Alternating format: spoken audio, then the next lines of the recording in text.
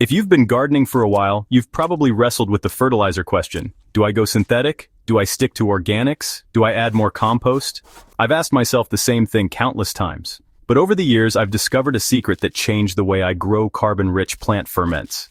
These natural brews do far more for your soil than any bag of fertilizer ever could.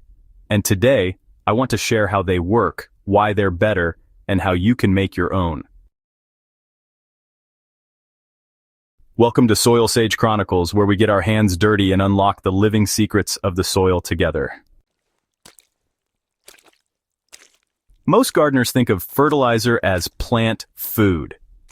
It's tempting to see a drooping tomato or a yellowing kale leaf and rush for the bag of nitrogen or a liquid booster. And yes, those products often give plants a quick pick-me-up. But here's the problem. They feed the plant directly and bypass the soil life. Over time, repeated fertilizer use, even organic ones, can actually strip life from your soil. Think of it like giving your plants fast food. They get calories, but not true nourishment. The soil organisms, the bacteria, fungi, and earthworms all get left behind. Without them, your garden becomes dependent on more fertilizer year after year, like a soil stuck in an IV drip. What our soil really craves is carbon. That's the missing piece fertilizers can't give. When you add carbon to your soil, you're not just giving plants a nutrient, you're fueling the entire underground ecosystem. Soil microbes, the invisible workforce, need carbon as their main energy source. When microbes eat, breathe, and multiply, they unlock nutrients already trapped in your soil and make them available to plants naturally. Here's where plant ferments shine. They're packed with dissolved carbon compounds, plant sugars, organic acids, and natural enzymes that microbes thrive on. Instead of being a one-shot dose like fertilizer, they ignite a living cycle of growth, decay, and regeneration. And that cycle keeps your soil improving season after season. If you've ever brewed compost tea or made sauerkraut, you're halfway there. Plant ferments are simply plant matter broken down by natural microbes in an oxygen-limited environment. During the fermenting process, the carbon-rich compounds inside those plants, things like cellulose, sugars, and organic acids, are released into a liquid form that's easy for soil life to digest. It's like taking a pile of leaves and composting them on fast forward. But instead of waiting months, you end up with a potent microbial drink in just a couple of weeks.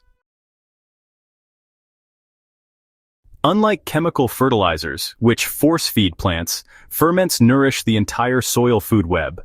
They encourage roots, improve structure, and increase water retention. It's a slow-burn, long-term investment in soil health, with results that only get better over time. This is where things get fun. Making a ferment is simple, and you don't need fancy equipment. Here's my go-to method. I usually start with carbon-rich plant materials, things like dried leaves, straw, or stalky weeds. These are the backbone because they hold the carbon we're after. To balance it, I often add a handful of nitrogen-rich greens like comfrey, nettles, or kitchen scraps. The mix keeps microbes happy during fermentation.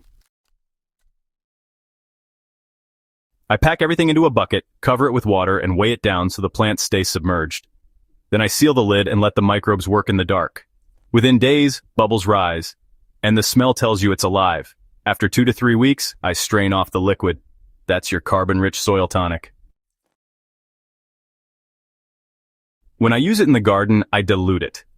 About 1 part ferment to 10 parts water. I water it straight onto the soil, around the root zone, never on dry ground.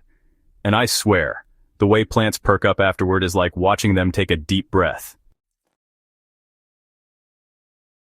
Every time I use a plant ferment, I'm struck by how alive the soil feels afterward. Worms show up where I pour it, the soil stays moist longer, and plants root deeper. The difference is this. Fertilizers are a transaction. Ferments are a relationship. Fertilizers dump nutrients in, but they don't improve the system itself. Ferments, on the other hand, build the very engine of fertility, soil microbes. That's why your plants don't just grow, they thrive. They resist pests better, handle droughts more easily, and give richer harvests. Think of fertilizer as renting fertility, while ferments are like owning the land outright. If you're just starting, here are a few lessons I've learned the hard way. Don't rush it. Let the ferment finish. A half-fermented brew can smell awful, and honestly, it just won't deliver the same benefits. Keep it balanced, too.